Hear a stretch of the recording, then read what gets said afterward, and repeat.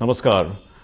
British Foreign Secretary Philip Hammond is in India on his first official visit as Foreign Secretary, and it comes at a time when India is once again the flavor in terms of investments, post a budget, India, the initiatives on Make in India, and also in terms of the very deep-rooted relationship that India and the UK have, which, because of the large Indian community in the UK, 1.6 million, has added a touch of Indianness to English culture as well. And we're very privileged to have him with us. Thank you very much for talking to Doordarshan News, sir. Great Firstly, in terms of this Make in India campaign, the Make in India initiative, and building the Made in India brand, does the UK see this as an opportunity? Very much so, and indeed many British businesses will answer that they are already making in India. Companies like JCB, for example, who have a long-established presence here. Many investors around the world are watching with great interest the reform program announced by the Modi government, looking at how it is going to be implemented, looking for the investment opportunities that will flow from it. And I believe that there is a significant appetite to invest in India's future, to create the jobs and the prosperity that we know will come to this country as its economy opens up.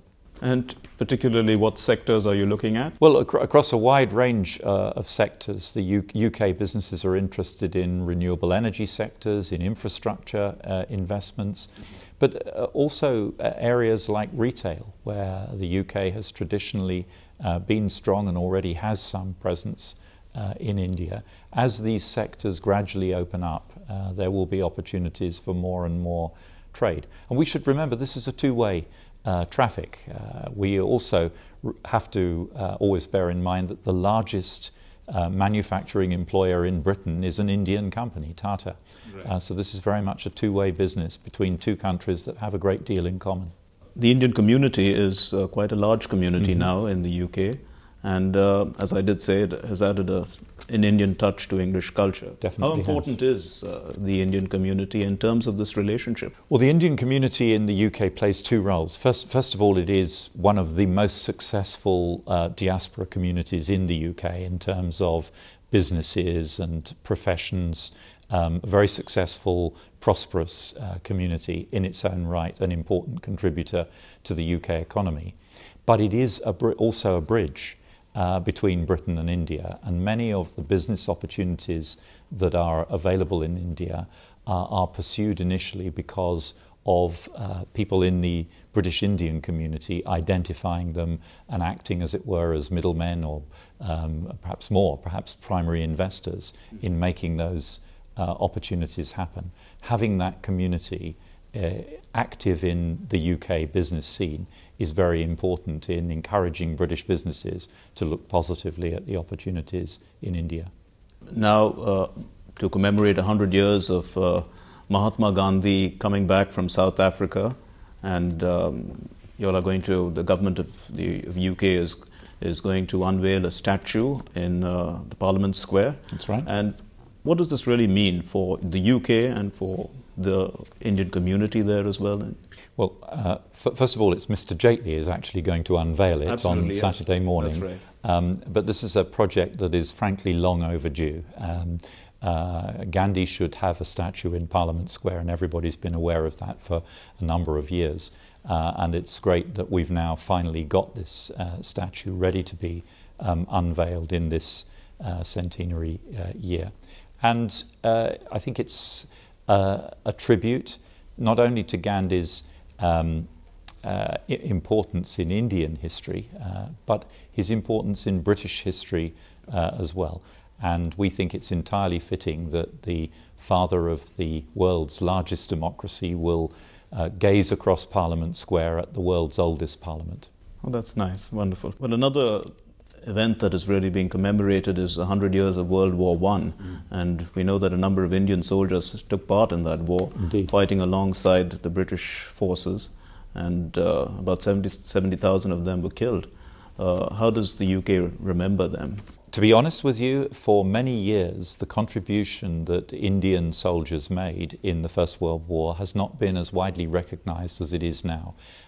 It's become much more understood over the last few years, and very important events to commemorate that contribution. I laid a wreath this morning at the India Gate commemorating the sacrifice of Indian soldiers, particularly in the First World War, but in the Second World War as well. And it's one of those bits of our history that hasn't had the prominence that it should do in the past, and we're very glad to have the opportunity now to acknowledge that very significant sacrifice. And I think we're around the Battle of Neufchâtel in particular. This is a very important time to remember that sacrifice. The UK is already the largest investor in India Yes. among the G20 countries. To what extent can this relationship, the India-UK relationship, collaborate, in terms of global issues, finding common ground, common positions? What's your view? Yes, and we see opportunity to work more closely together. Britain has long championed India's presence on the Security Council of the United Nations, and that's a campaign that I know is very important to India. We are pleased to see India taking a bigger role in world affairs, more commensurate with its size and its importance. And we see eye to eye between our two countries on many issues. Where we can cooperate, how we can work together, Britain in its sort of area of influence and India in its area of stronger influence, to try to build coalitions around important agendas like the climate change agenda, like the post-2015 development goals agenda. But where we really have a commonality of interest across the board is in ensuring the rules-based international system is preserved, that disputes are resolved peacefully, that nations live according to a set of rules, so that peace and prosperity can go side by side, and that we avoid the shocks and the destabilization of conflict in the world. And I think we will continue to work closely together to try to minimize conflict. And what about reform of other institutions of the United Nations and, let's say the Bretton Woods institutions, for instance? That's also long overdue, some people would say. And we would agree with that. We believe that all of the institutions of the United Nations system need to be updated to reflect the realities of the world today. But we shouldn't underestimate the significant challenges that there are in delivering these outcomes. I understand that the UK is a champion of free speech and freedom of whatever expression. But to what extent can this go? I mean, could it be, is that freedom allowed to hurt the sentiments of another person, for instance? Is there a limitation? Is that allowed to bring in prejudices which could be racial in nature? We're clear about this in our legal system, and our Prime Minister has spoken about this recently, and he talks about it often. We're clear that freedom of speech includes the freedom to offend, and that is very important, but it does not include the freedom to incite. And behaviour or language which incites violence or hatred is not permitted under our law, and we're very clear that we will clamp down on extremism, provocative extremism, extremism which supports or encourages or gives succour to terrorism, is illegal and will be managed and clamped down on. The UK welcomes a lot of Indian students, and there is a large Indian community, as we've said before. Is that going to continue? Is that, are we likely to see a lot of Indian students studying in the UK in the future as well? We hope that it'll not only continue but grow.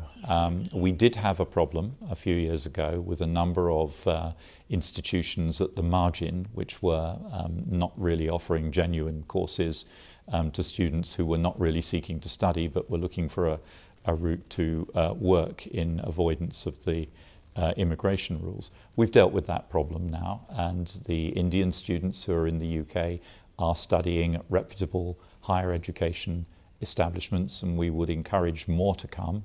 And to that end, we have improved the situation for those who graduate from UK universities, allowing them to stay now for up to 6 years in a graduate level job after they've graduated. And we hope that that makes an attractive package for Indian students to look at the opportunities offered in our excellent higher education establishments. And is this also likely to be two-way? Well, relatively few British students go abroad anywhere to study. The overwhelming majority complete their studies in the UK, but I'm sure we will see a growing two-way traffic over the years. And in the meantime, we have introduced a programme run by the British Council which will bring 25,000 British students to India over the next 5 years to work as classroom assistants teaching English in schools around the country. So giving them an understanding of Indian life and Indian culture and India's history, helping to deepen the relationship between our two countries through greater knowledge and awareness.